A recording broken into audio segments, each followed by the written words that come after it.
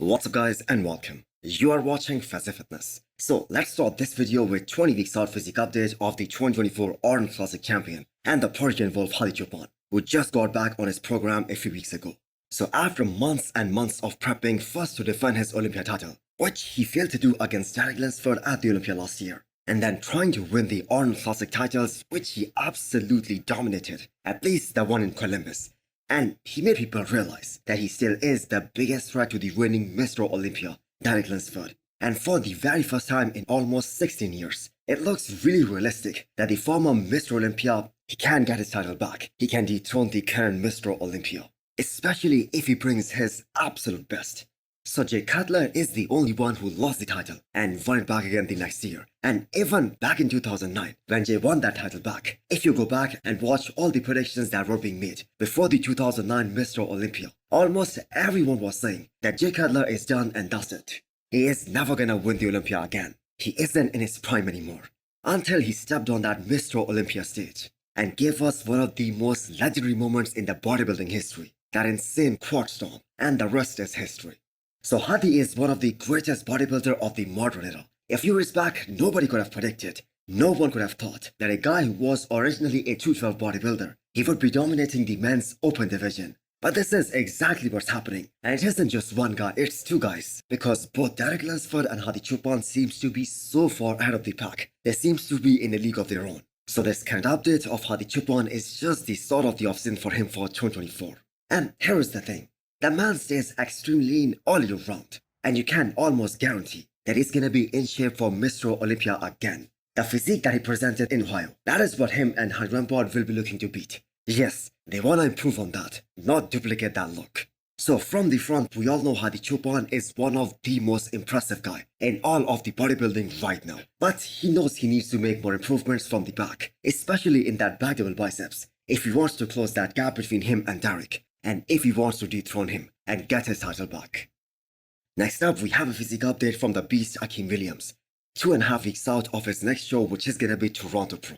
So considering what an impressive transformation Akim was able to make in just 24 hours, from Ohio prejudging to the finals, his condition at 2.5 weeks out, I think that is gonna scare a lot of his competition. Now, I'm gonna say it as it is. If Akim Williams shows up at his best, he's most probably winning Toronto Pro, and he's gonna get his Olympia qualification. But I have to say an off Akim that can be beaten by anyone, and we have seen it happen in the past as well. His last Olympia appearance, which was back in 2022, he was unable to even place at that Olympia. He wasn't even 15th. He got beat by so many guys like Justin Rodriguez, Charles Griffin, Patrick Johnson, not to mention guys like Michael Crizo, Rafael Brandao, and Ian Valliere. And I have to say if Akim Williams was as good at the Olympia that year as he was at this past Arnold, I don't think most of these guys would have been able to beat him at that show. And the reason is he is very thickly built. He's extremely impressive from the side as well as from the front. He has a very small waist. He's very muscular. He has all the muscles in the world. He is one of the biggest guys out there.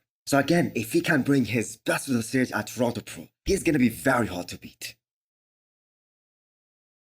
So there are some great storylines going into this year's Toronto Pro, and they will get more highlighted as we get close and close to the show. And I believe the one that is going to be highlighted the most again, that is going to be Quinton Beastford and his storyline. Him bringing a much more harder and fuller package to Toronto against Akim Williams and Hassan Mustafa. So Quinton is already up 10 pounds compared to what he weighed at the new pro stage, which by the way is totally normal for a guy who is that big. So he is brave enough to post his back shots now, knowing that that is the area which is the weakest for him. He needs to work on his back the most.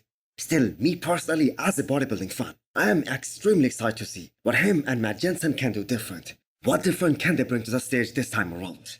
And I believe just because Quinton was flat, and he might have overdieted for the new pro, we could not appreciate the new muscle that he packed on in the last 1.5 years. In fact, I believe compared to the new pro this year, he looked better at Texas Pro in 2022. But still, this was his first show with Matt Jensen, and I think that was a good learning experience for these guys. So can Quinton beat Akim Williams at Toronto Pro? Well, unless we see both these guys stand next to each other. And also, unless we see Quinton at his 100% peak, we cannot really say. But I have to say, if he brings that same New York Pro look, he isn't beating Akim Williams. Now, we do know that the last time these guys competed against each other, that was at Tampa Pro 2022. And Akim Williams was miles ahead in terms of the overall size, the overall muscularity compared to Quinton.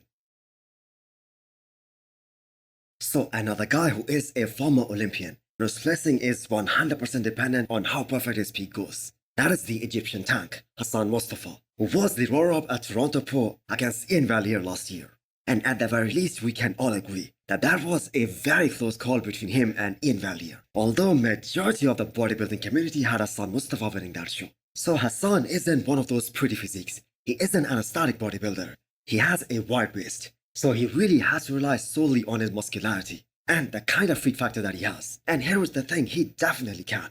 He was able to push Ian extremely hard in Toronto Pro last year. And I personally believe that was one of the best looks of Hassan Mustafa that he ever brought to any bodybuilding stage. So interestingly, Hassan has been working with Dorian Hamilton, who was Quinton's former coach, up until Texas Pro 2022. So there is a big question mark on which version of Hassan Mustafa will show up to the stage this time, because this is gonna be their first show together. Previously, Hassan Mustafa was working with Chad Nichols. So in terms of the size and the muscularity, Hassan is definitely gonna be bigger than Quinton, and he probably is gonna be bigger than Akim Williams as well. So Toronto Pro is gonna be a great show, because this is lined up just 2 weeks after Cali Pro, which means some of the guys from Cali Pro lineup, they will also show up there to battle.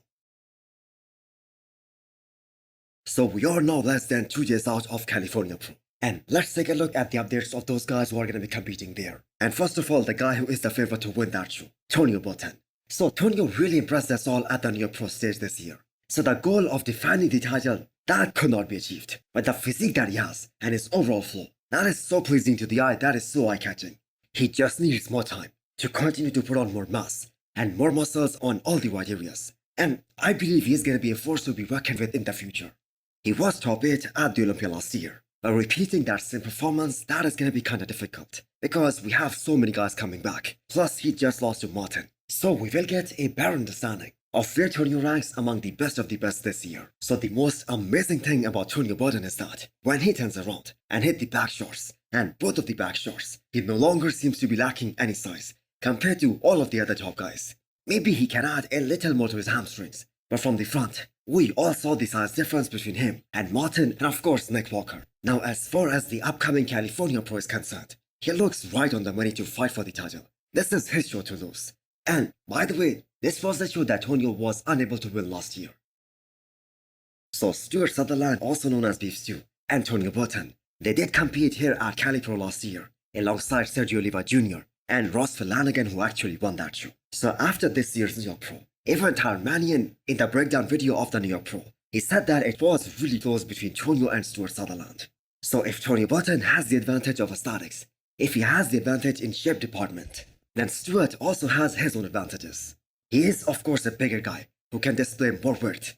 He looks more muscular on the stage, and Stu was pretty spot on with his conditioning at the New York Pro. But we all thought the same about Martin at Detroit Pro, especially his physique at the finals. And then he won-upped at the New York Pro, and he brought an even better package at the New York Pro. He was a different animal in New York. So this is a crucial contest for both Martin and Stu, as both of them want to win this show and be done with this contest season, so that they can dive into another off-season before starting the official prep for this year's Mr. Olympia. And also the next show that is scheduled in the US, that is Chicago Pro, and that is in July. And Stu, I'm not sure if he would want to compete overseas. At least that was his stance in the past. So hit the thumbs up button if you liked the video, and smash the subscribe button if you wanna come back for more. Thanks for watching.